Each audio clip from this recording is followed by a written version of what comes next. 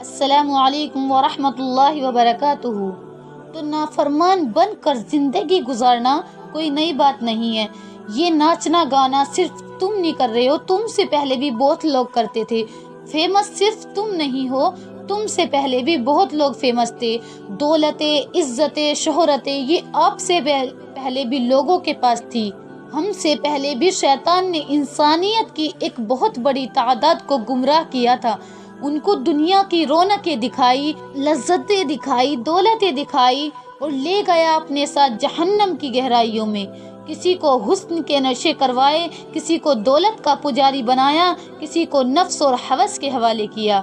اور آج بھی شیطان ڈیفرنٹ طریقوں سے ہمارے نوجوانوں کو دھوکہ دے رہا ہے۔ جس کا تھوڑا سا رنگ فیئر ہو، فیس کا ٹچ ہو، اس کو یہ پٹیا پڑھائی ہوئی ہے کہ جا کے اپنے حسن کے جال میں لوگوں کو گرفتار کرو۔ جس کا فگر اچھا ہے اس کو ایز اے ماڈل شو پیس اسے اسکرین کے سامنے لے جا کر کھڑا کر دیا جاتا ہے کہ باقی لوگوں کی ڈیزائرز ہٹ ہو سکے اور وہ جانور بننے پر مجبور ہو جائے۔ زبانوں پر تو کلمہ سجایا ہوگا انہوں نے، فارمیلٹی پوری کرنے کے لیے لا الہ الا اللہ بھی پڑھا ہوگا انہوں نے۔ جب ان سے کوئی پوچھتا ہوگا کہ تمہارا رب کون ہے تو وہ آگے سے یہ بھی کہتے ہوگے کہ ہمارا رب اللہ ہے۔